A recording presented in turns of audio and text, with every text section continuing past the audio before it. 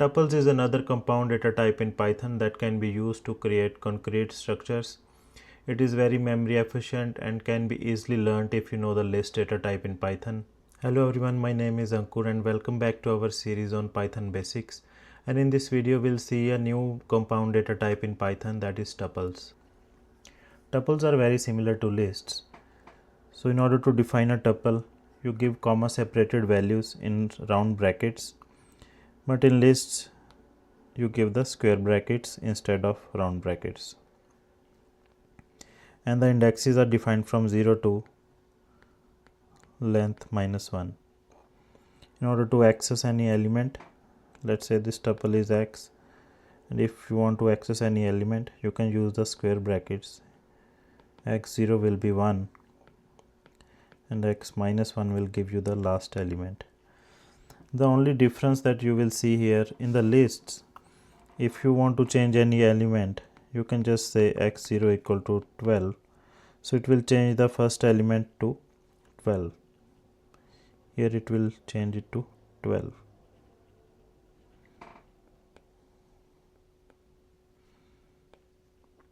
Right, but it's not possible in tuples. The elements in a tuple are immutable.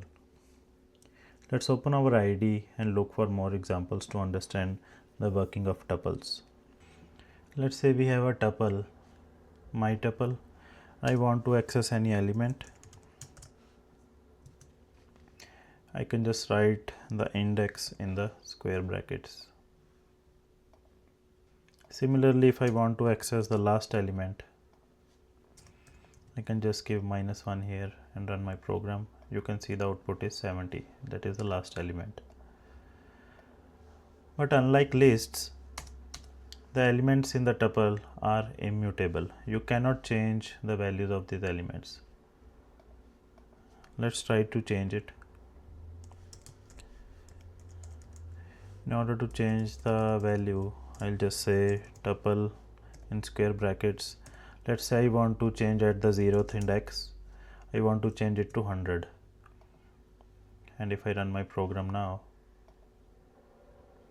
you can see there is an error. It's a type error. Tuple object does not support item assignment. So we are trying to assign a new value here, so it just threw the error. Similarly, if I want to add an element at the end, how we did it in the list, we just use the append function, right? And we would just say I want to append 100 in the last of this tuple. If I run my program,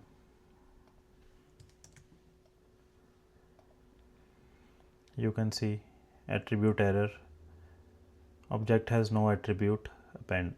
So it's looking for an attribute for tuple object append and it's not found, and you receive an error.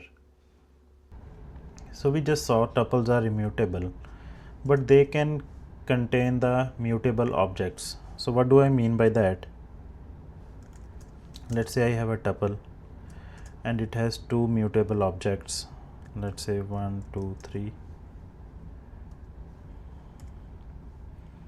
and 4, 5, 6 and 7, 8, 9. Okay, so it has three objects. 1, 2, 3 is a list, 4, 5, 6 is a list, and 7, 8, 9 is a list, right? If I just say print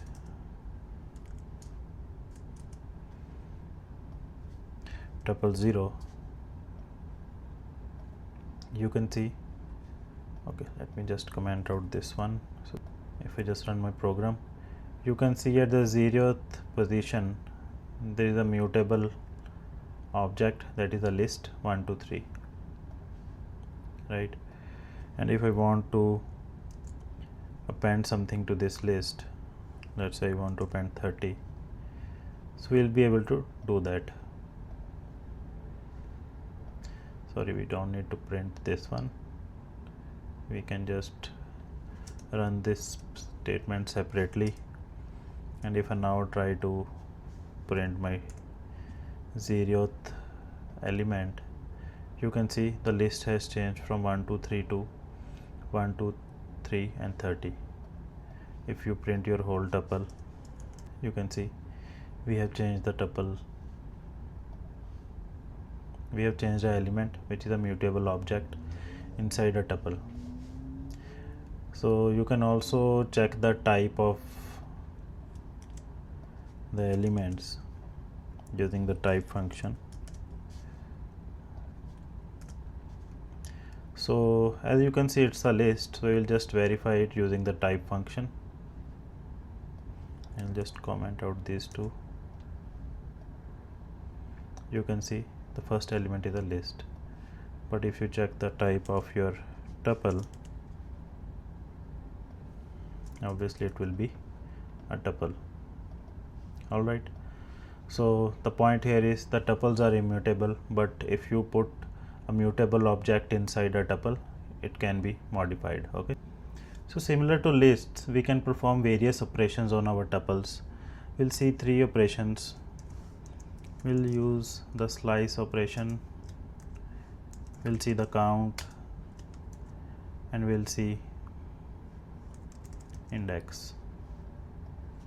How to use the slice operation on a tuple?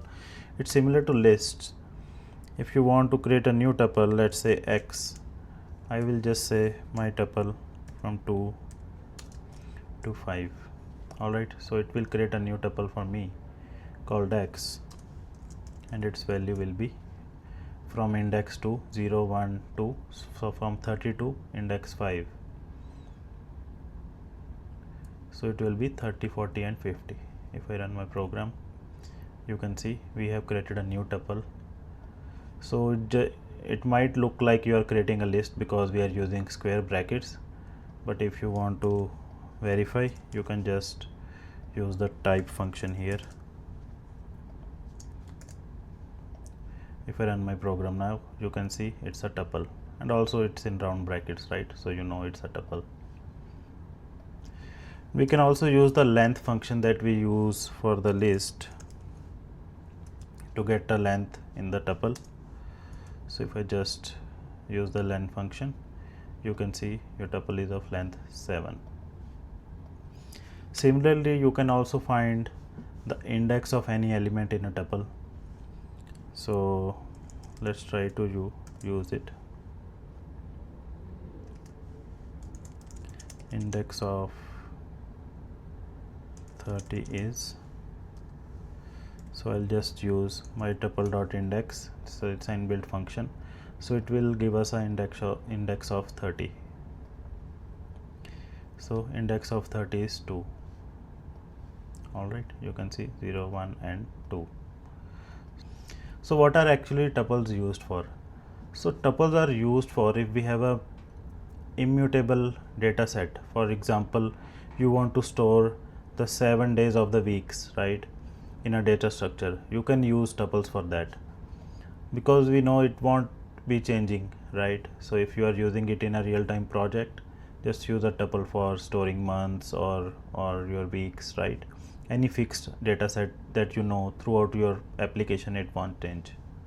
You can also do iteration on a tuple using a for loop. So for that, similar to lists, we will just do for I in tuple, my tuple, and just print our output.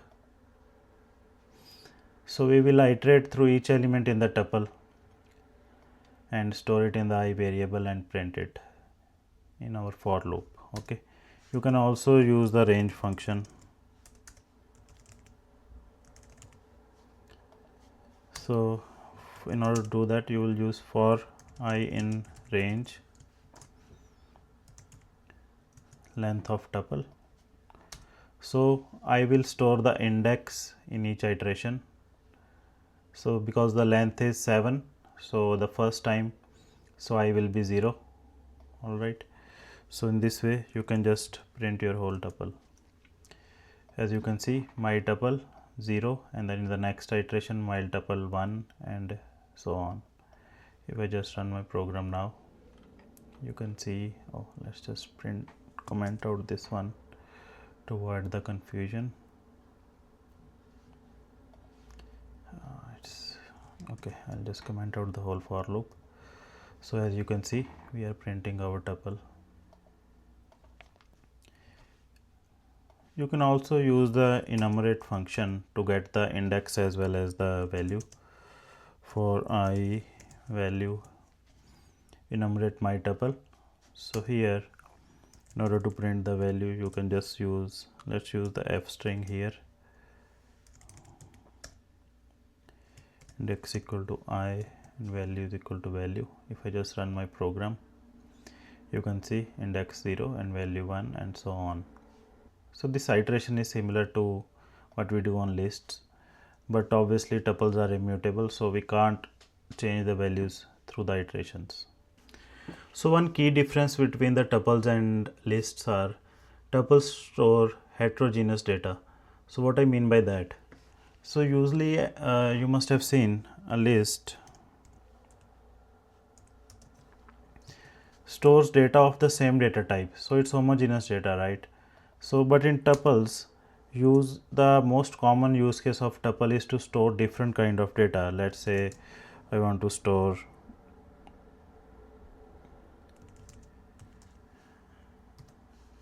different kind of data types together, so I will use tuples for that. Okay, so in order to access this data, so as we saw earlier, you can either use the index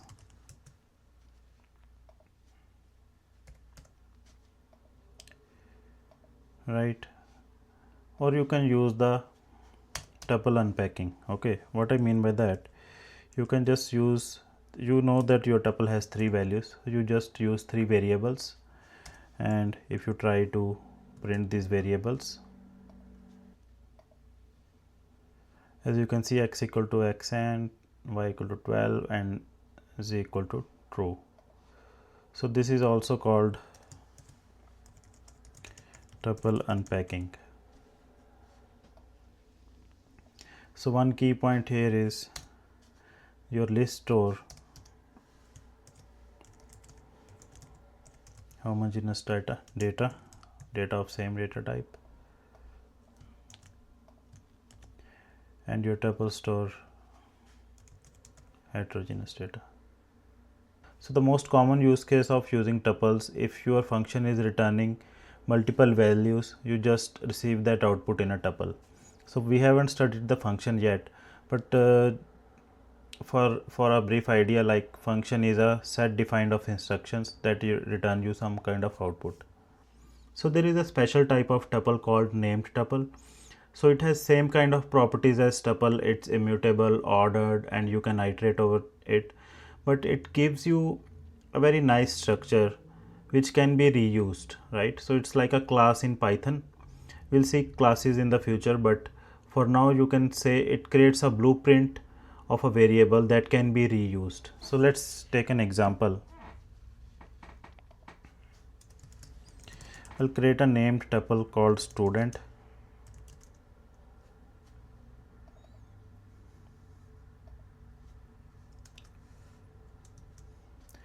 And the student has first name and last name and location. All right.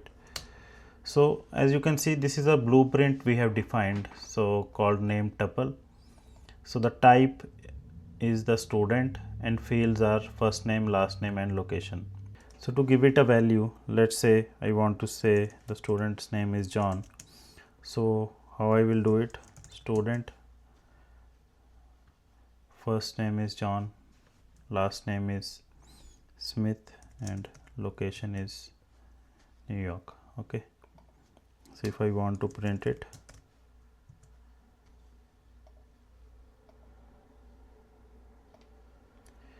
so it has given us a nice structure, right, which can be reused. If we want to create another variable Corey, and I want to give it a name Corey Adams and Toronto. So now we have used the name tuple to create 2 variables named John and Corey, and both are following the same structure as we defined in our name tuple, but they have different values. So if I just print John and I print Corey, you can see So our output is a very structured manner. So as we were earlier creating the tuple, so it's similar to that, right? But it's more structured way. So if I want to access it using the index, let's say in the tuples we were able to access using the index, right? If I say John 0, so it will just return you the first name, that is John here.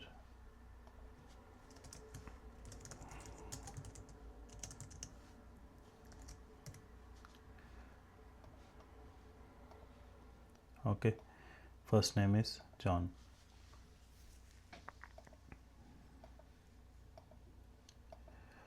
Also, if you want to change the values, right, we know tuples are immutable, but here we have a property so that we can use to change the values. So if I just say John new, so John dot replace, if I want to give John a new last name, so what I can do here, just give it as an argument. Alright, if I try to print now new John, you can see we have printed John Wick and location is New York. So now here you must have noticed, so these are two different variables, right? So we cannot change the value in place, so we have to create a copy of your existing variable, your existing name tuple, okay, and give it a new value. And you can also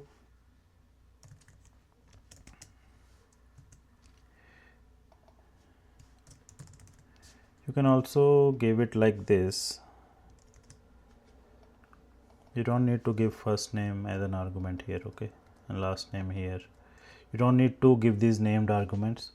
You can just give like this, it will automatically take it. And if you just try to print cat, you can see you have printed your named tuple. So as you saw, we can access an element using the index, but we can also index using the name. Let's say I want to print the first name, so I'll just say John dot first name. I just try to print it.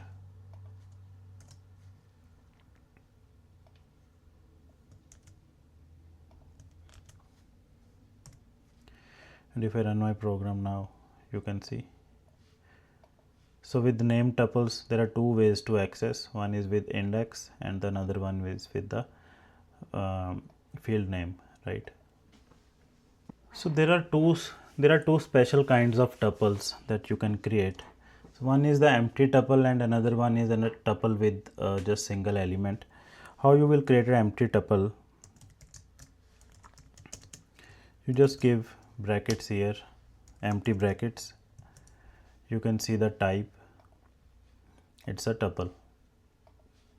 So there is not much use to creating an empty tuple because it's immutable. So once your tuple is created, you can never update it, right? Let's see the second kind of tuple.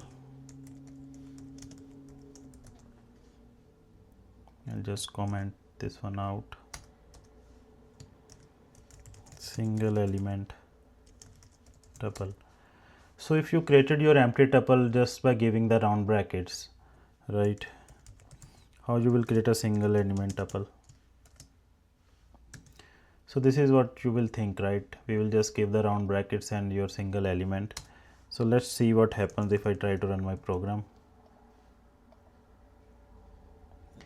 You can see the type is integer here, right? Because it's treating it as an assignment operator. All right. So what do I mean by that? So let's say if I'm trying to write the print statement,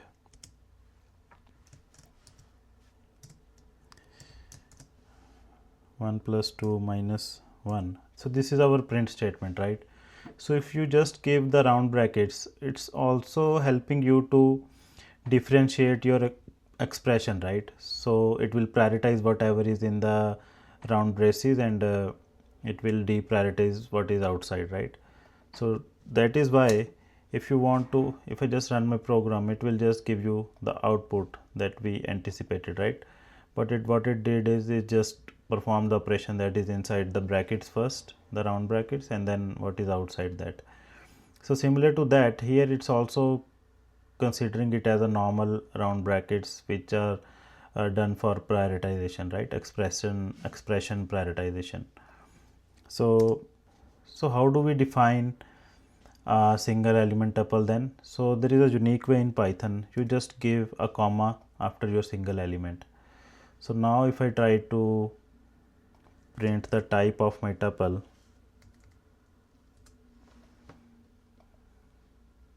you can see the single tup variable is of type tuple. Earlier it was just saying it's a integer.